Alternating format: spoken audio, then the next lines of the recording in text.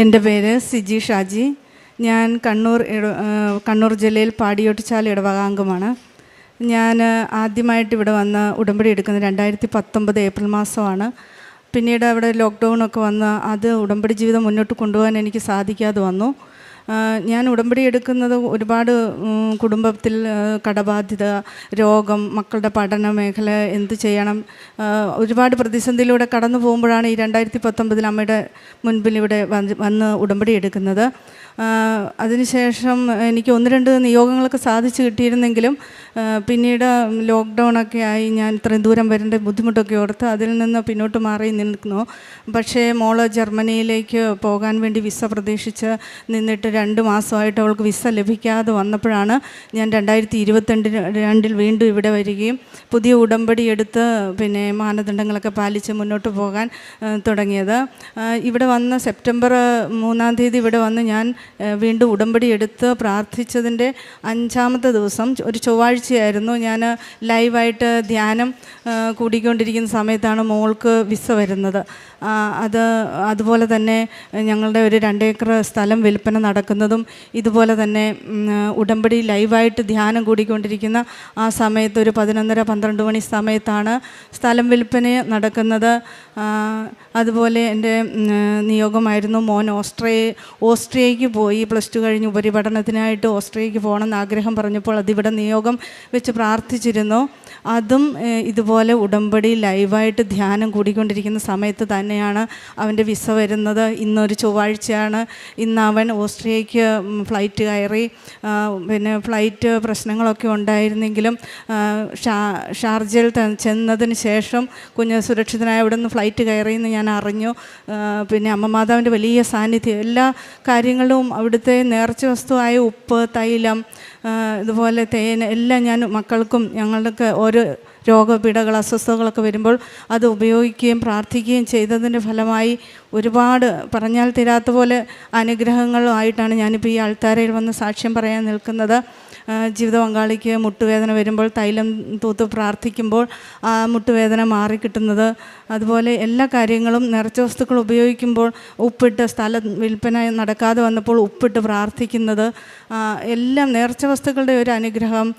പിന്നെ പരിശുദ്ധ അമ്മയുടെ സാന്നിധ്യം. ഞാൻ ഉടമ്പടി നിയമങ്ങൾ പാലിക്കുന്നതിനോട് എൻ്റെ ജീവിത പങ്കാളിക്ക് യാതൊരു തടസ്സങ്ങളും, അദ്ദേഹത്തിന് വലിയ വിശ്വാസവും പ്രാർത്ഥനയൊന്നും എൻ്റെ കൂടെ ചെല്ലാനോ ഒന്നും പോകാതെ ആയി. ഞാൻ ഇപ്പോൾ 7 പുതുക്കിയിട്ടാണ് ഇപ്പോൾ ഈ ആൾത്താരെ നിൽക്കുന്നത്. ഒരു 4ാമത് പുതുക്കോളം എനിക്ക് വെച്ച എല്ലാ നിയോഗങ്ങളും അമ്മ മാതാവ് സാധിച്ചു തന്നിട്ടുണ്ട്.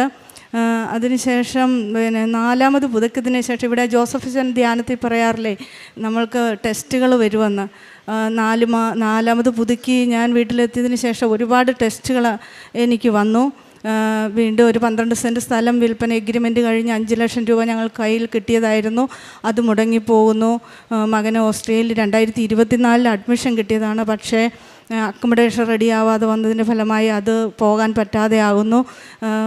മകൾക്കാണെങ്കിൽ കല്യാണം ഏകദേശമൊക്കെ ഉറപ്പിച്ചിരിക്കുന്നത്. കല്യാണം വന്നതെന്ന് പറഞ്ഞാൽ ഈ ആലപ്പുഴയിൽ നിന്നും തന്നെയാണ്. അമ്മ ഞാനിവിടെ നിയോഗം അവൾക്ക് വിവാഹം നടക്കാൻ നിയോഗം വെച്ച് പ്രാർത്ഥിച്ചതിൻ്റെ 2ാമത്തെ ആഴ്ച ഈ ആലപ്പുഴയിൽ നിന്ന് തന്നെ അമ്മയെ ഞങ്ങൾക്കൊരു വിവാഹാലോചന കൊണ്ട്. അപ്പോൾ എനിക്കൊരു സംശയം, ഇത് ഞങ്ങൾക്കിവിടെ ആരും ആലോചിക്കാനോ ഒന്നുമില്ല, അമ്മ തന്നെ കൊണ്ടുവരുന്നതാണ്, എനിക്കൊരു അടയാളം തരണമെന്ന് ഞാൻ പറഞ്ഞിരുന്നു. ഈ ആൾക്കാരുടെ മുമ്പിലാണ് മകനെ കൊണ്ടുവന്ന് നിർത്തി എന്നെ കാണിച്ചു തരുന്നത്. അതൊക്കെ വലിയൊരു ജീവിതത്തിൽ നടന്ന, ഈ ഉടമ്പടി ജീവിതത്തിലൂടെ നടന്ന അനുഭവങ്ങളാണ്.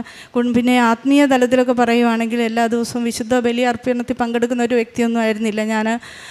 പിന്നെ ഉടമ്പടി ജീവിതം നയിക്കാൻ തുടങ്ങിയതോടെ എല്ലാ ദിവസവും വിശുദ്ധ കുർബാനയിൽ പങ്കെടുക്കാൻ എനിക്ക് സാധിക്കുന്നുണ്ട്. 15 ദിവസം കൂടുമ്പോൾ കുമ്പസാരിക്കുന്നു.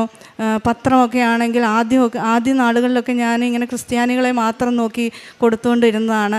കൂടുതൽ പ്രതിസന്ധി ടെസ്റ്റ്, ഈ പറഞ്ഞ പോലെ അച്ഛൻ പറഞ്ഞ പോലെ ടെസ്റ്റുകളൊക്കെ ജീവിതത്തിലേക്ക് വരാൻ തുടങ്ങിയപ്പോൾ എൻ്റെ ജീവിത പങ്കാളിയും കൂടെ എൻ്റെ കൂടെ വരികയും അക്രൈസ്തവരായ മക്കളുടെ കൂടെ മാത്രം ലക്ഷ്യം വെച്ച് ഞങ്ങൾ പത്രം വിതരണം ചെയ്യുകയൊക്കെ ചെയ്തു. പിന്നെ ഞാൻ ഓൾഡ് ഏജ് ഹോമിൽ പോയി പ്രായമായവരെ ശുശ്രൂഷിക്കാനും രോഗികളെ സന്ദർശിക്കാൻ എൻ്റെ കൂടെ ജീവിത പങ്കാളി വരും. ഞങ്ങളെ കഴിയുന്ന സാമ്പത്തിക സഹായങ്ങൾ അവർക്ക് നൽകി തൈലമൊക്കെ തൊട്ട് പ്രാർത്ഥിച്ച് പോരും.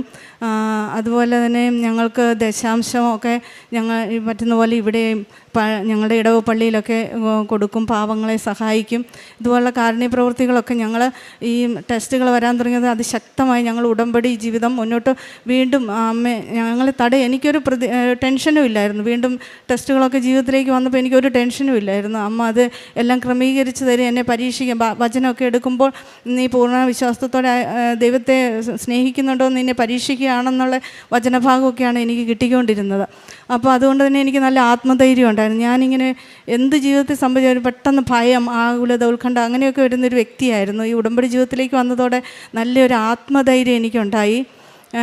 ഇതൊക്കെയാണ് എൻ്റെ ജീവിതത്തിൽ സംഭവിച്ചത്. പിന്നെ പരിശുദ്ധ അമ്മയുടെ ഉടമ്പടി കാശുരൂപം, ഞാനിവിടെ ഒരു സാക്ഷ്യം കേൾക്കാനിടയായി, കാശുരൂപം നഷ്ടപ്പെടുന്ന ഒരു സാക്ഷ്യം. അപ്പം ഞാനിങ്ങനെ ഉത്തരീയത്തിലാണ് ഇതിട്ടിരുന്നത്. അതിങ്ങനെ എപ്പോഴും അത് നഷ്ടപ്പെടുമോ എന്ന് എനിക്കൊരു ഭയം ഉണ്ടായിരുന്നു. എപ്പോഴും ഞാനതിങ്ങനെ തൊട്ട് നോക്കുമായിരുന്നു. അങ്ങനെ ഒരു ദിവസം ഞാൻ തീരുമാനമെടുത്ത് അതൊന്ന് ഒരു നൂലിട്ട് ആ ഉത്തരീയത്തെ കെട്ടിയിടണമെന്ന് തീരുമാനിച്ച് രാത്രി കിടന്നുറങ്ങി.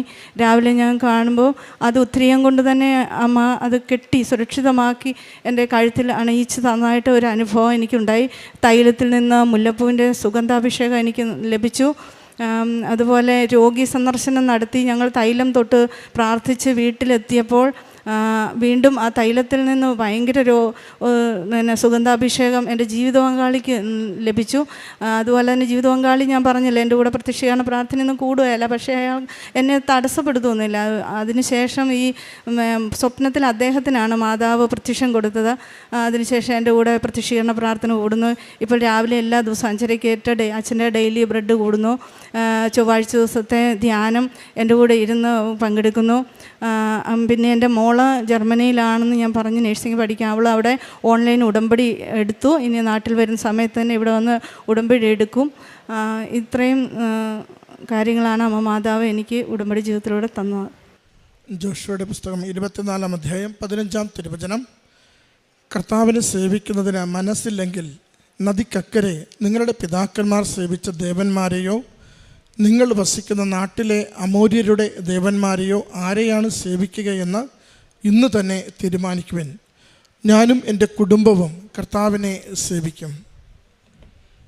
സിജി ഷാജി എന്ന ഈ സഹോദരി തൻ്റെ ഉടമ്പടി സാക്ഷ്യാനുഭവങ്ങൾ അടുത്താരയിൽ പങ്കുവയ്ക്കുമ്പോൾ എങ്ങനെ ഒരു കുടുംബം പൂർണ്ണമായും കർത്താവിനെ ശുശ്രൂഷ ചെയ്യുന്ന കുടുംബമായി പരിണമിച്ചു എന്ന തൻ്റെ സാക്ഷ്യത്തിലൂടെ പങ്കുവയ്ക്കുകയാണ്.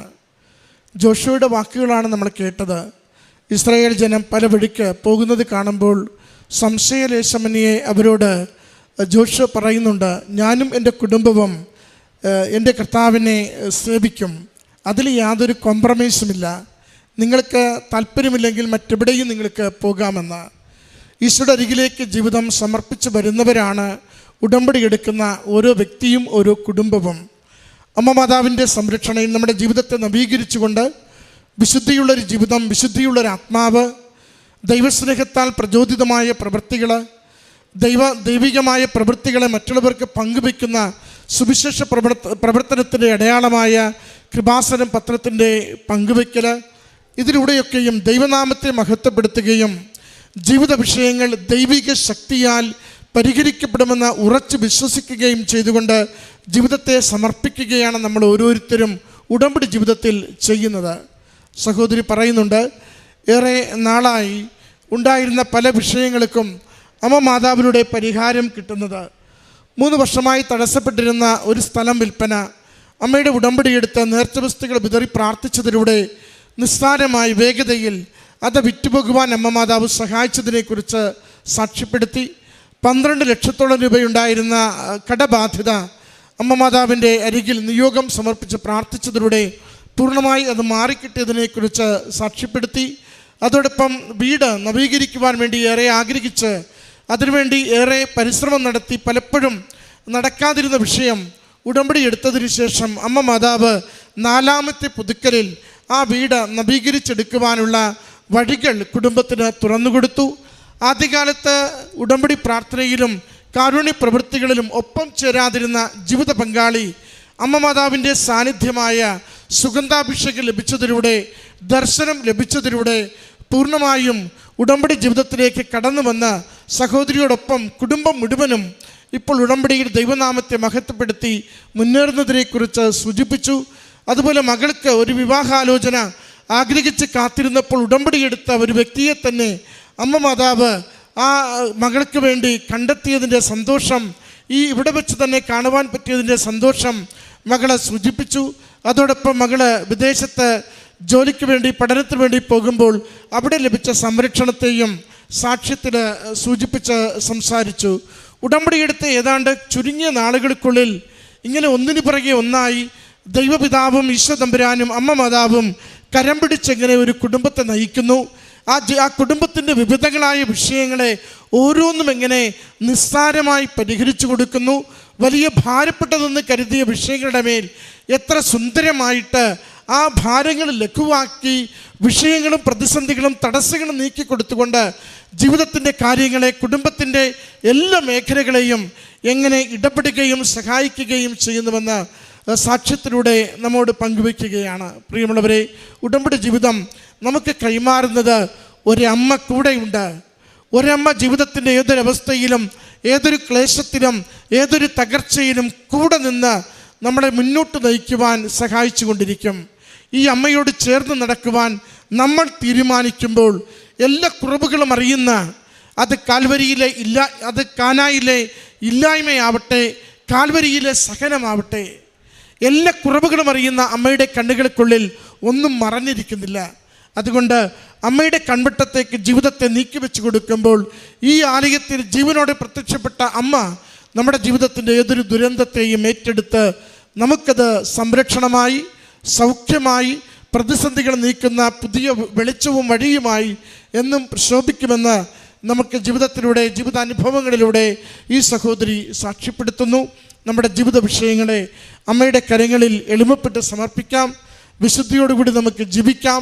ദൈവഹിതം ആരാഞ്ഞുകൊണ്ടും ദൈവഹിതം അനുസരിച്ചും നമ്മുടെ ജീവിതത്തെ മുന്നോട്ട് കൊണ്ടുപോകുവാൻ ഓരോ നിമിഷവും നമുക്ക് പരിശ്രമിക്കാം. അമ്മ മാതാവ് നമ്മുടെ കുടുംബങ്ങൾക്ക് എന്നും തുണയും സഹായവുമാകട്ടെ. ഈ കുടുംബത്തിൽ ലഭിച്ച ഈ നന്മകൾക്ക് അമ്മ മാതാവിനും തിരുക്കുമാരനും നന്ദി പറഞ്ഞുകൊണ്ട് കരങ്ങളടിച്ച് ഈ സാക്ഷ്യം നമുക്ക് സമർപ്പിക്കാം. അത്യപൂർവ ദൈവാനുഭവങ്ങൾ ഇനി നിങ്ങൾക്കും സ്വന്തം. ഈ യൂട്യൂബ് ചാനൽ ഇതുവരെ സബ്സ്ക്രൈബ് ചെയ്തിട്ടില്ലെങ്കിൽ ഇപ്പോൾ തന്നെ സബ്സ്ക്രൈബ് ചെയ്യുക. ഈ വീഡിയോ ഇപ്പോൾ തന്നെ നിങ്ങളുടെ സുഹൃത്തുക്കൾക്ക് ഷെയർ ചെയ്തുകൊണ്ട് കർത്താവിൻ്റെ പ്രേക്ഷിതരാകുക.